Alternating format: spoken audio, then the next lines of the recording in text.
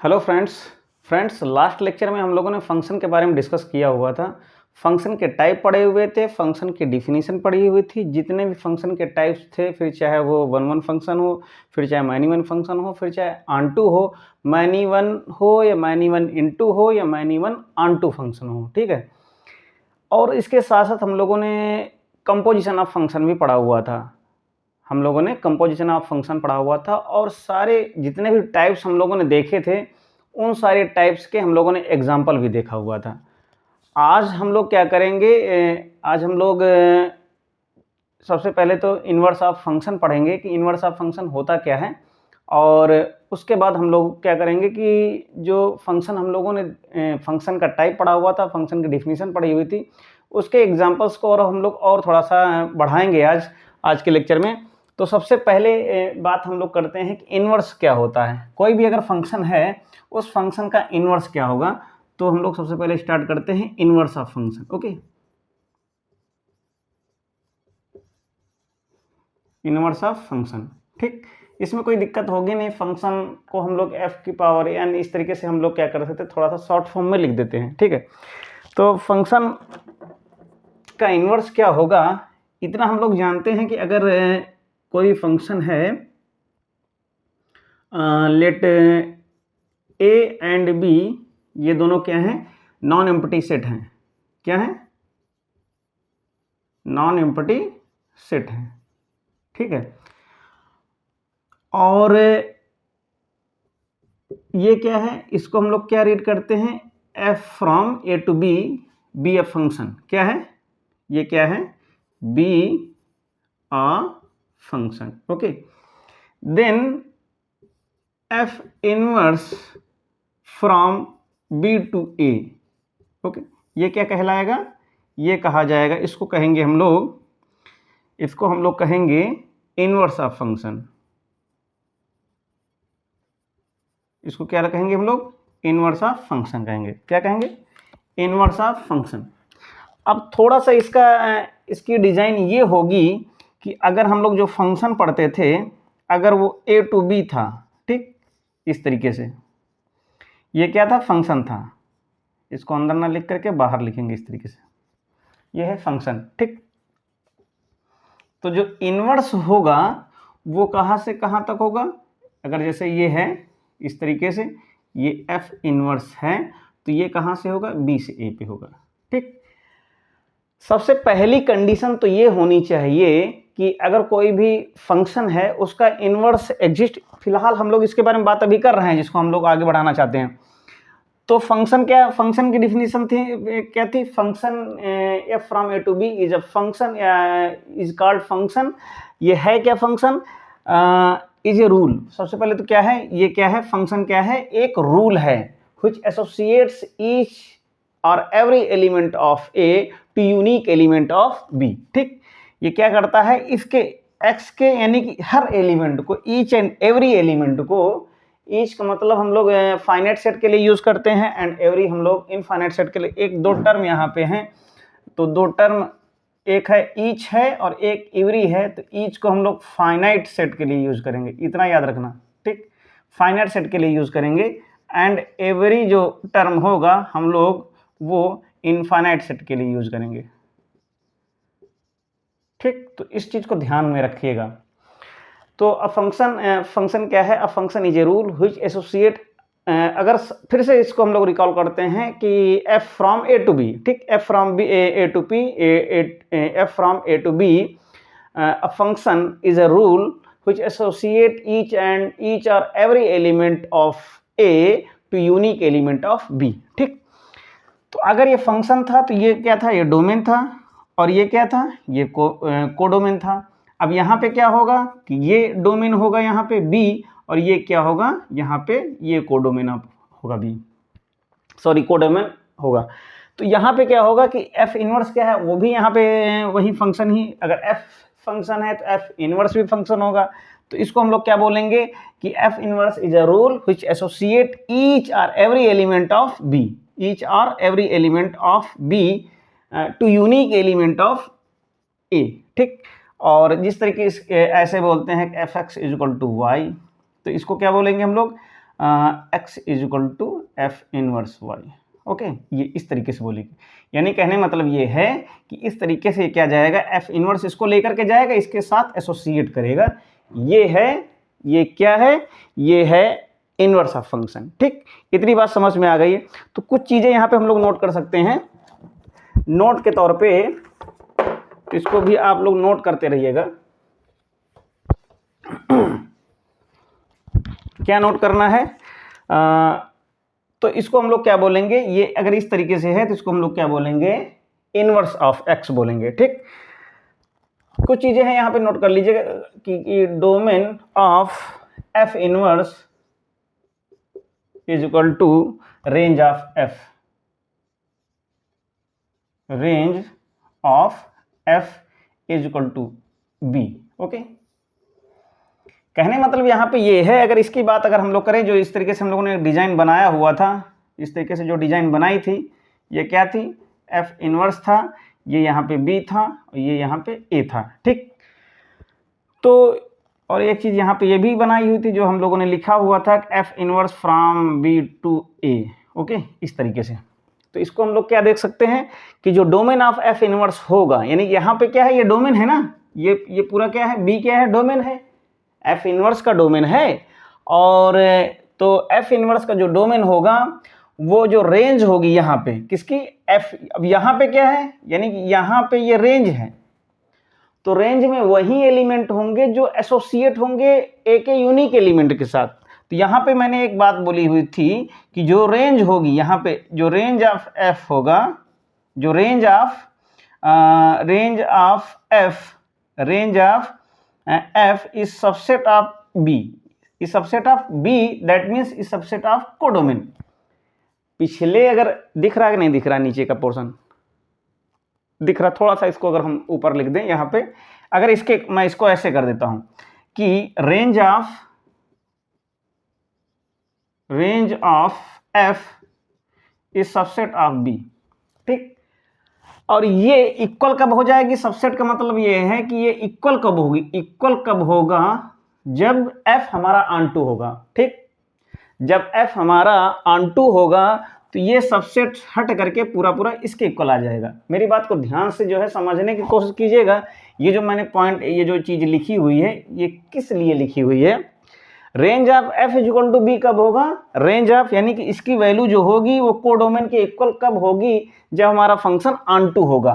कब, जब यहाँ पे लिखेंगे since F is onto, F is onto. Okay, F is onto, इधर से तो 1 1, अब क्या होता है, कभी कभी 1 1 होता है, ऑन टू होता है। तो कहने मतलब ये है कि सबकी, यानी कि जब मैंने क्या बोला हुआ था कि 1 1 कब होगा, जब यहाँ पे डिस्टिंक्ट एलिमेंट जो होंगे, ए के जब डिस्टिंक्ट एलिमेंट होंगे, वो बी के डिस्टिंक्ट एलिमेंट के साथ एसोसिएट होंगे।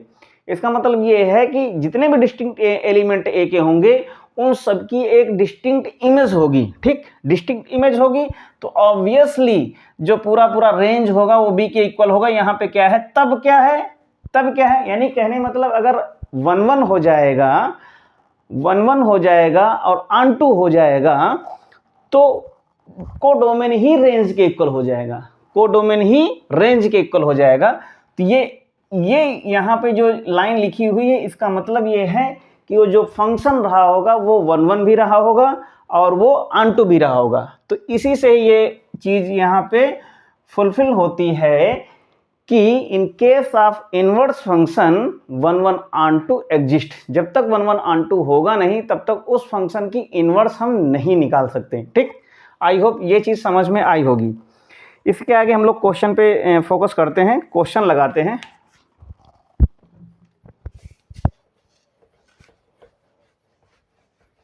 अब यहाँ पे सबसे पहला क्वेश्चन हम लोग ये लेकर के चलेंगे कि हम एक ऐसा यानी फंक्शन लिखेंगे एफ एक्स इक्वल टू, अब फंक्शन के फॉर्म में होगा। ठीक, जितने भी, एक चीज़ और नोट ध्यान दीजिएगा कि जितने भी कोई भी अगर इस फॉर्म में लिखा है, इस फॉर्म में लिखा है कि एफ एक्स की तरीके से लिखा है, तो ज़रूरी नहीं है कि वो फंक्शन ही हो। जैसे हम लोग यहाँ पे एक बात कर रहे हैं कि एक इस तरीके से डिजाइन है, एक रूल है कि f from a to a, a to एक मतलब है कि फंक्शन फ्रॉम ए टू या फ्रॉम इटसेल्फ टू इटसेल्फ, ठीक।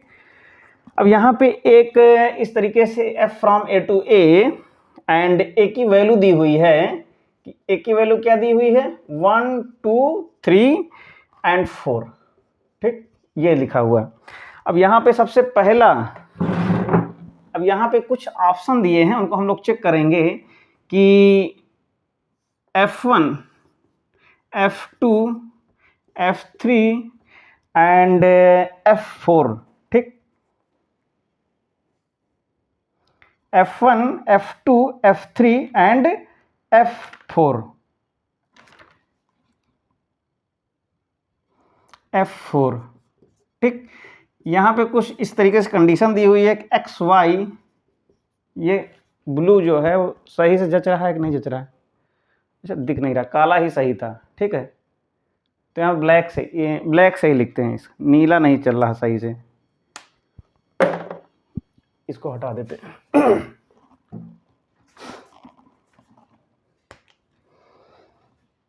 ये है F from A to A and जो सेट दिया है 1 2 3 4, ये है, ठीक। अब यहाँ पे लिखा है कि F1 की वैल्यू दी हुई है x, y एंड कंडीशन दी हुई है कि y is equal to x plus 1, यानी कि जो y की वैल्यू है वो क्या है कि फर्स्ट कंपोनेंट से एक ज़्यादा है, ठीक। एंड F2 की वैल्यू क्या दी है एक्स वाई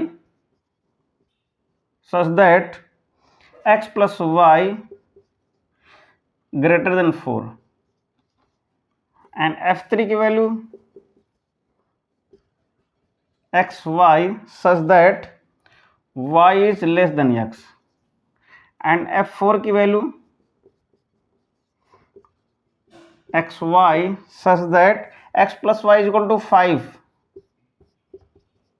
ये ब्रैकेट लगाएं चाहे ना लगाएं वो बात एक ही है, इस तरीके से दिया हुआ है। अब यहाँ पे क्या करना है, हमको ये चेक करना है इनमें से कौन सा फंक्शन है, ये चेक करना है कि विच इज फंक्शन, ठीक। तो आप लोग जो है इसको जरा देख के बताइए कि इनमें से कौन सा फंक्शन होगा, बस 1 मिनट का टाइम है।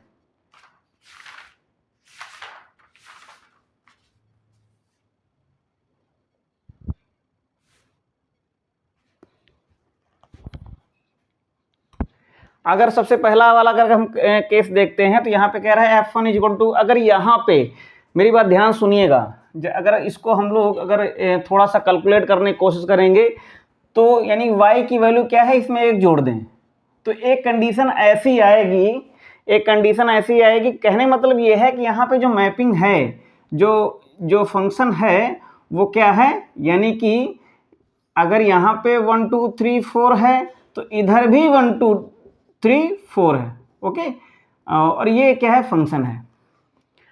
अब यहाँ पे कहने मतलब ये है कि सारे एलिमेंट, एक केस ऐसा आएगा कि अगर इस तरीके से हम बनाने की कोशिश करें तो जो इसके ऑर्डर्ड पेयर होंगे वो कैसे ऑर्डर्ड पेयर होंगे, अगर ए के यानी F1 के अगर हम ऑर्डर्ड पेयर की बात करें तो क्या होगा कि 1, यानी कि कहने मतलब ये है कि फंक्शन की कंडीशन फुलफिल होनी चाहिए ना।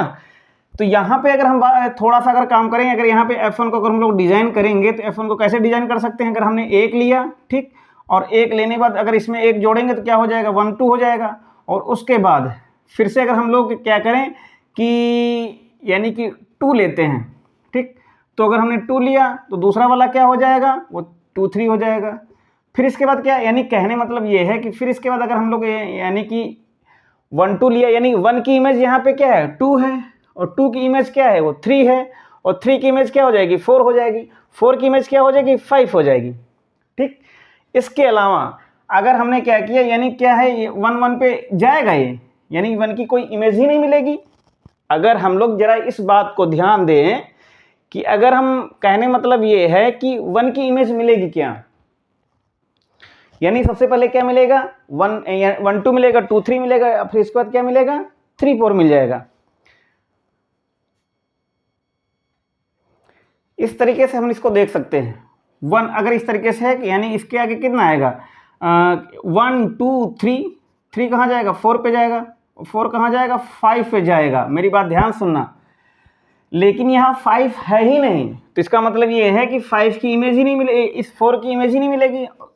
अगर इधर यानी कि डोमेन की यानी कि जैसे डिफिनेशन नहीं है कि डिफिनेशन क्या कहता है, F is a rule which associates each and every, यानी इधर कोई एलिमेंट छूटना ही नहीं चाहिए, उधर भले छूट जाए, ईच एंड एवरी एलिमेंट यानी which associate each and every element of a, यानी कि डोमेन ऑफ ए, यानी इधर वाला ये अगर ए है और ए यानी कि फ्रॉम इटसेल्फ है टू इटसेल्फ है, यानी खुद से खुद पे मैपिंग है, तो जो डोमेन है, डोमेन का कोई भी एलिमेंट छूटना नहीं चाहिए। तो इसका मतलब ये है कि F1 फंक्शन नहीं है। ठीक, इतनी बात समझ में आ गई होगी।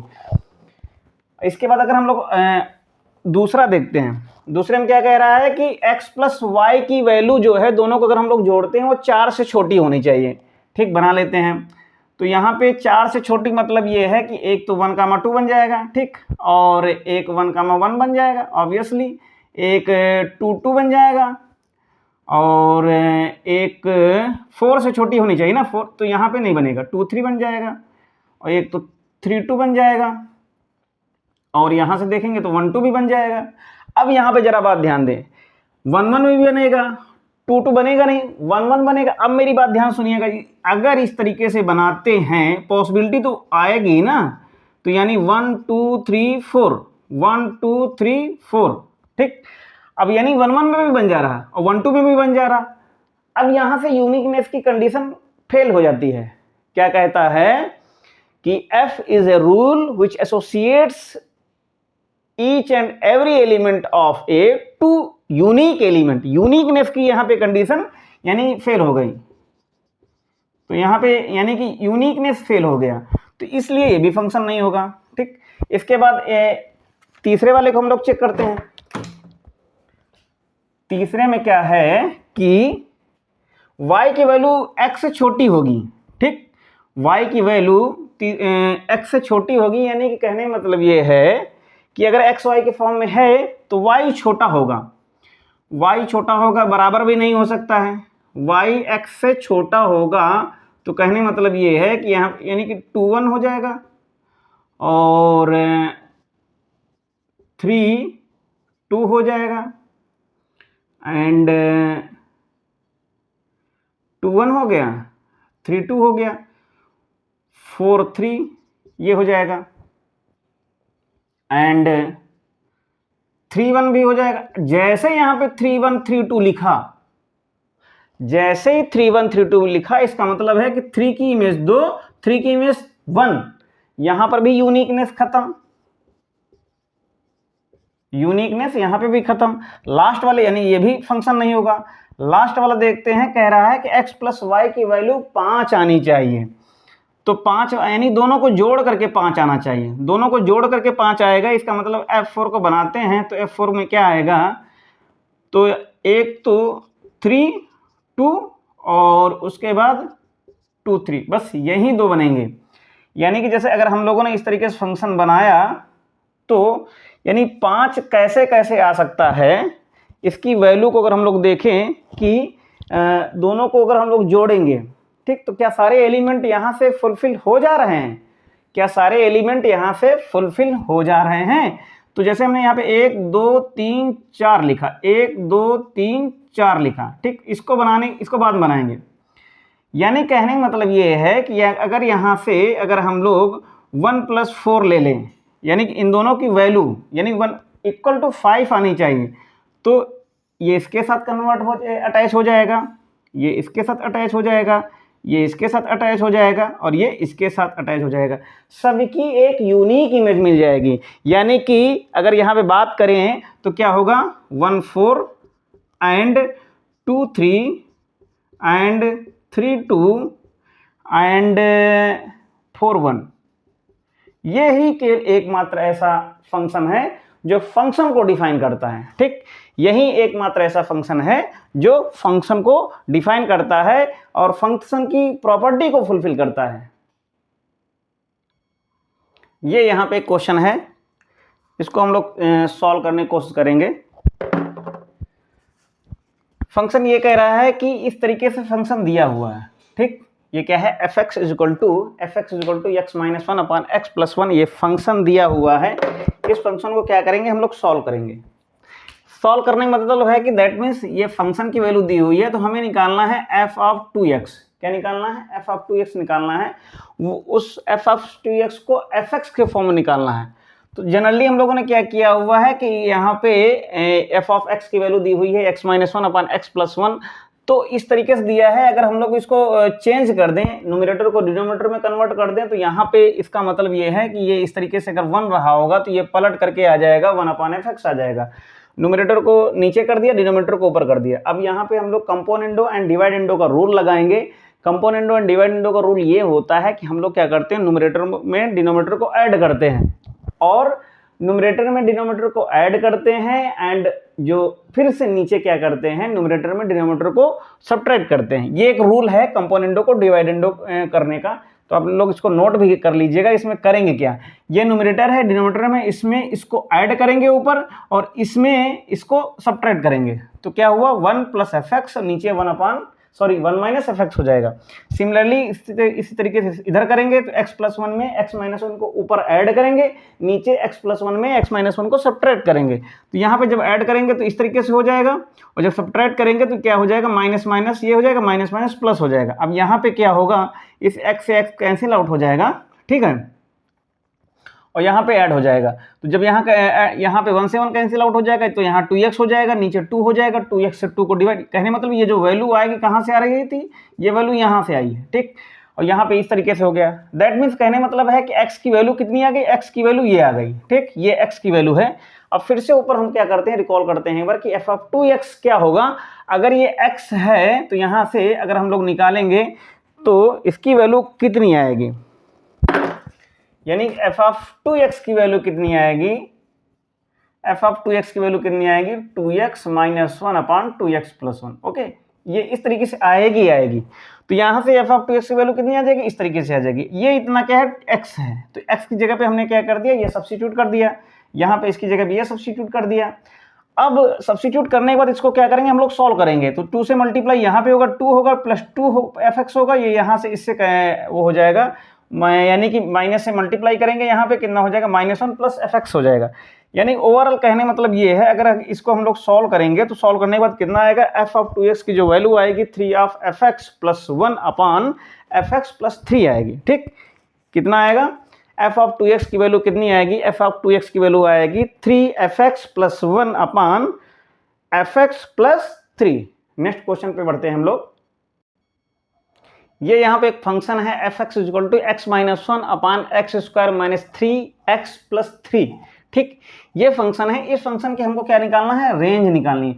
रेंज का मतलब ये है कि हमें वो ऑल सारे यानी कि y एलिमेंट फाइंड आउट करने हैं जो x यानी कि x के ऑल x की प्री इमेजेस हैं, ठीक। समझ में आया। फिलहाल हमें यहाँ पे रेंज निकालनी है, थोड़ा सा इसको हम लोग कैलकुलेट करेंगे। कैलकुलेट करने के बाद इस तरीके से, यानी इसको हम लोग एफ एक्स को y कंसीडर कर लेंगे, y कंसीडर के पास थोड़ा सा एक मिनिमल कैलकुलेशन है, उसको हम लोग कैलकुलेट करेंगे तो ये क्या हो जाएगी, ये एक क्वाड्रेटिक इक्वेशन फॉर्म में बन जाएगी, ठीक। क्या बन जाएगी, एक क्वाड्रेटिक इक्वेशन बन जाएगी। क्वाड्रेटिक इक्वेशन किस तरीके से बन जाएगी, इस तरीके से बन जाएगी कि a square x plus b x plus c, ठीक, sorry a x square is equal to 0। ये इस तरीके से एक क्वाड्रेटिक इक्वेशन बन जाएगी।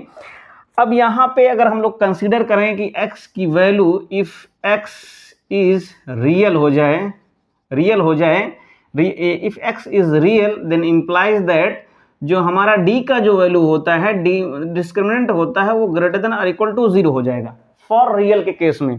इसका मतलब क्या है कि ये हो जाएगा b square minus 4ac is greater than equal to 0। तो अगर यहाँ से हम लोग करेंगे तो यहाँ पे करने बाद क्या होगा कि यहाँ पे आएगी हमारे पास एक कैलकुलेशन मिल करके आएगा कि 3y n plus 1 is equal, यानी बी स्क्वायर मतलब दैट मीन्स ये b की वैल्यू हो जाएगी -4 और ये हो जाएगा 3y प्लस 1 ग्रेटर देन और इक्वल टू 0। ओके, ये इस तरीके से, यानी कि बी स्क्वायर माइनस 4a और ये c, ठीक, ग्रेटर देन और इक्वल टू 0।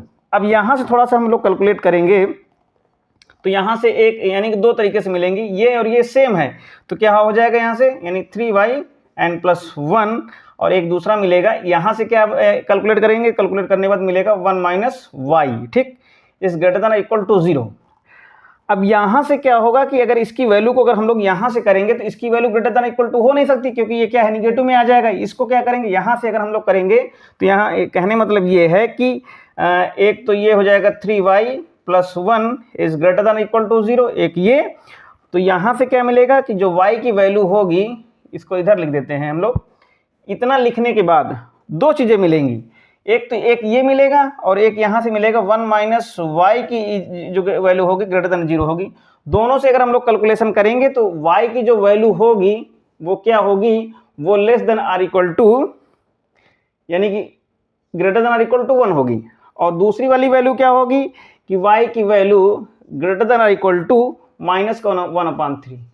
यहाँ से दोनों को अगर हम लोग सॉल्व करेंगे, इसको देखिएगा, कहने मतलब ये है कि अगर दोनों तरफ प्लस माइनस वाई कर दें तो यहाँ से कितना मिलेगा, यानी y is greater than equal to, sorry 1 is greater than equal to y, ठीक।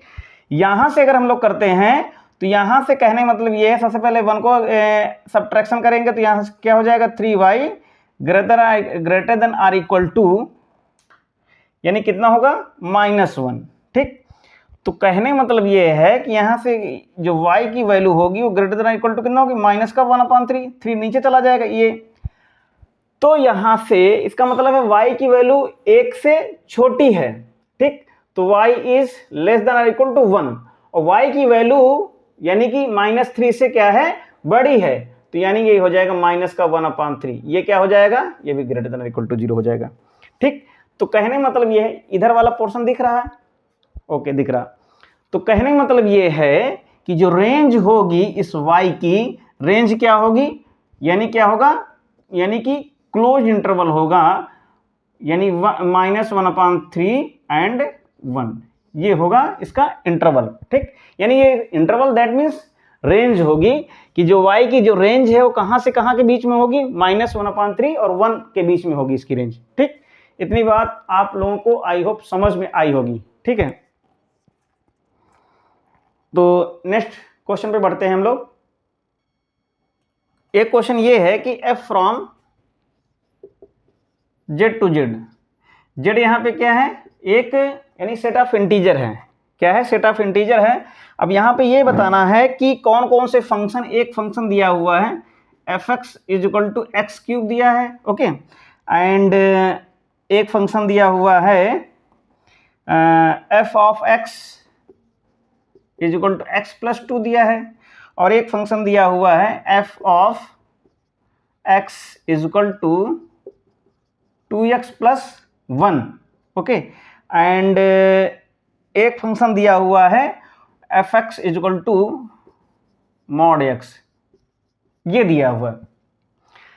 इस तरीके से फंक्शन दिए हुए हैं। अब मेरी बात को ध्यान से समझिएगा कि कहने मतलब ये है कि अगर इस केस में बात की जाए, थोड़ा सा इसको क्या करना है, एनालाइज करना है। एनालाइज करेंगे तो ऑटोमेटिक चीजें वो समझ में आने लगेंगी।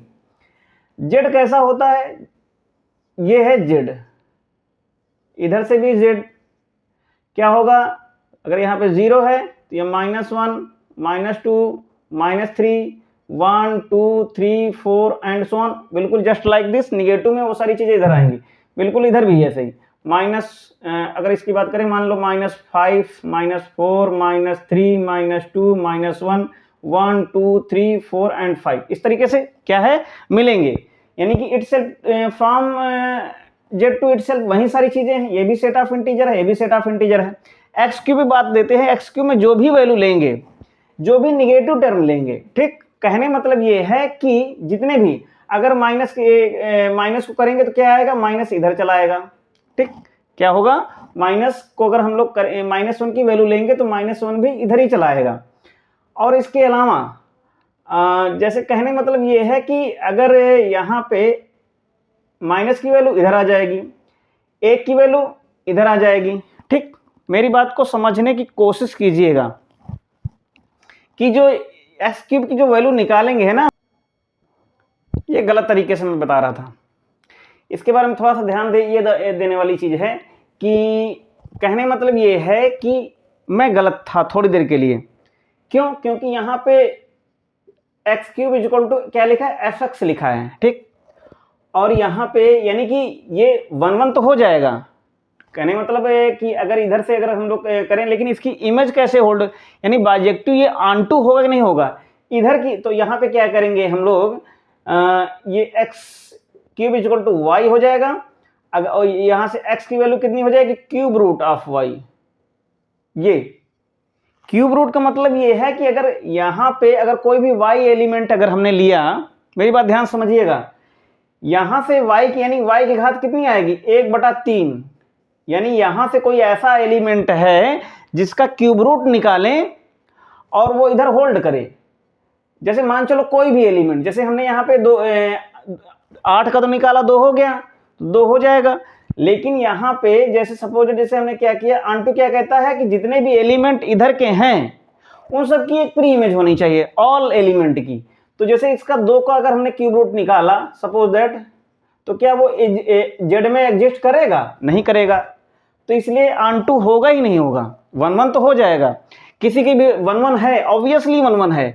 किसी भी एलिमेंट इस जेड का अगर हम क्यूब करेंगे तो इधर मिलना ही मिलना है, श्योर मिलेगा। लेकिन इधर जेड का जो क्यूब रूट होगा वो इधर इधर इधर वाले इसका क्यूब रूट, यानी कहने मतलब ये कहें कि जो जेड है इसकी घात 1/3 निकालें, क्या वो इसमें होगी, इधर वाले में नहीं होगी, नहीं, वो मैप ही नहीं होगा, ठीक। तो इसलिए ये जो फंक्शन है ये 1 1 ऑनटू नहीं है, ना ऑनटू नहीं है, तो इसलिए 1 1 ऑनटू नहीं। यहाँ पे क्या करना था, इन सारे फंक्शन की बाइजेक्टिविटी देखनी थी। बाइजेक्टिविटी का मतलब होता है कि वो फंक्शन बाइजेक्शन है कि नहीं है, ठीक। यानी बाइजेक्शन दैट मीन्स वो फंक्शन 1 1 एंड ऑनटू बोथ वो है कि नहीं। तो यहाँ पे ये नहीं होगा, ठीक। अब यहाँ पे इसको थोड़ा सा बाद में चेक करते हैं, यहाँ पे देखते हैं इसको जरा सा भी अगर हम लोग y के इक्वल करेंगे तो y की वैल्यू यहाँ से कितनी आ जाएगी, 2x + 1 आ जाएगी। और इसको थोड़ा सा सॉल्व करेंगे, 2x = हो जाएगा y - 1 एंड x = आ जाएगा y - 1/2। जैसे ही 2 आएगा वो डेसिमल में आ जाएगा, वो डेसिमल में आ जाएगा तो इसके अकॉर्डिंग भी ये वाला फंक्शन क्या होगा, वो उस वाले वो फंक्शन ऑनटू नहीं होगा। जैसे ही बाई 2 आए, बाई 3 है, कुछ भी जैसे डेसिमल में आएगा, decimal number does not belong to integers, ठीक। तो ये भी क्या है, ये भी ऑनटू नहीं होगा, ऑनटू नहीं है, ऑनटू नहीं है ना 1 1 होगा। 1 1 अगर हो भी जाएगा, 1 1 तो हो जाएगा लेकिन ऑनटू नहीं होगा, बाइजेक्टिविटी इसकी भी फेल हो जाएगी।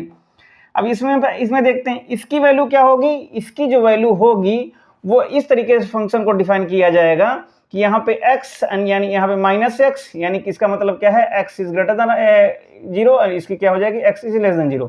कहने मतलब यहाँ पे दो एक ही चीज की दो, इसमें क्या होगा, इस वाले केस में, मॉड के केस में यूनिकनेस खत्म हो जाएगी, ठीक। यहाँ पे क्या होगा, यूनिकनेस खत्म हो जाएगी।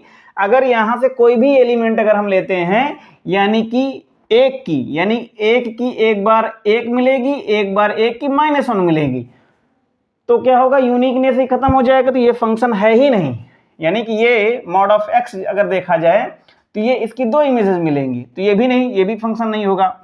बाइजेक्टिविटी तो बात ही अलग है। अब यहाँ पे इसकी बात करते हैं कि यहाँ पे आते हैं, ये वाला, ये 1 1 ऑनटू बोथ होगा। ये जो फंक्शन है f(x = x + 1), ये क्या है, ये 1 1 फंक्शन है, ठीक, सॉरी 1 1 ऑनटू फंक्शन है।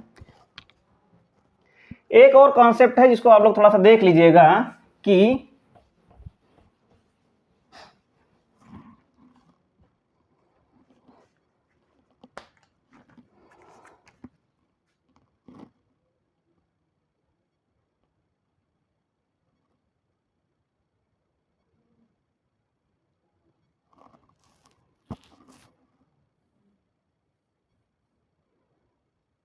जैसे कि एक सेट है, एक ये सेट है, एक ये सेट है, ठीक।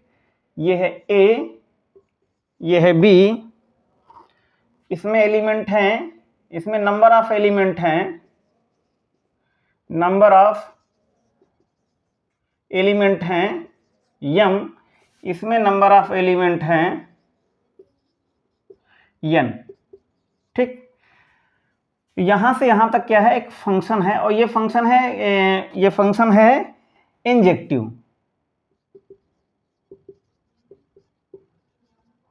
ठीक, इंजेक्टिव को हम लोग बोलते हैं इनटू फंक्शन। इनटू फंक्शन कैसा होता है कि अगर ए से बी पे कोई भी सेट है, ये फंक्शन है, तो यहाँ के एलिमेंट यानी कम से कम एक एटलीस्ट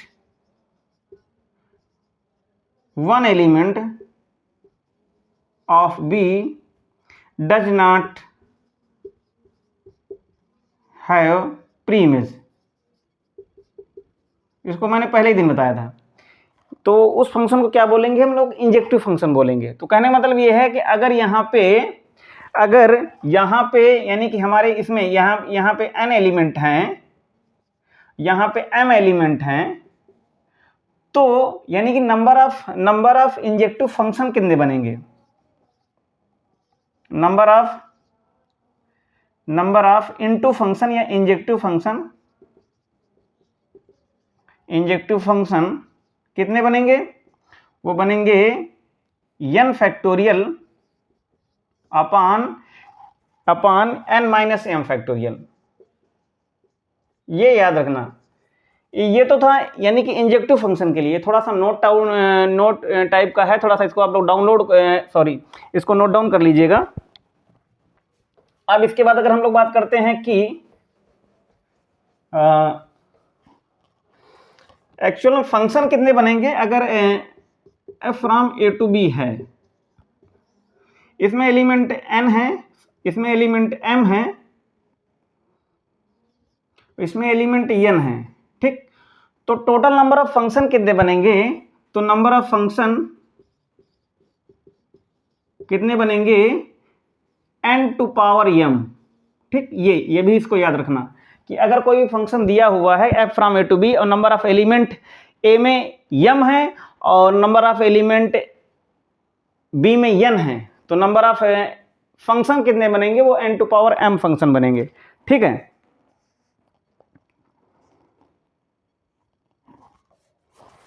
फिलहाल आज इतना ही।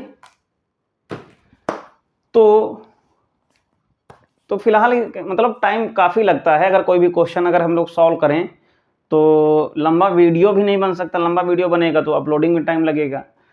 तो फिलहाल आज हम लोगों ने जितने भी क्वेश्चन किए हैं वो सारे इंपॉर्टेंट क्वेश्चन थे।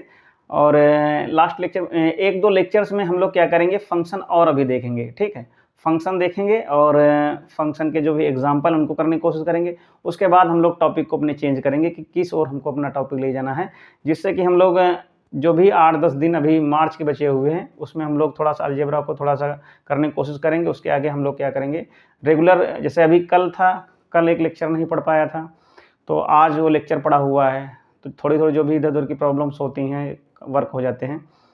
तो मिलते हैं नेक्स्ट लेक्चर में, हम लोग फंक्शन के क्वेश्चन और करने की कोशिश करेंगे। Thank you, take care. और अगर वीडियो अच्छा लगे तो आप लोग लाइक करें, सब्सक्राइब करें, शेयर कीजिएगा ज़रूर। Okay, thank you, take care.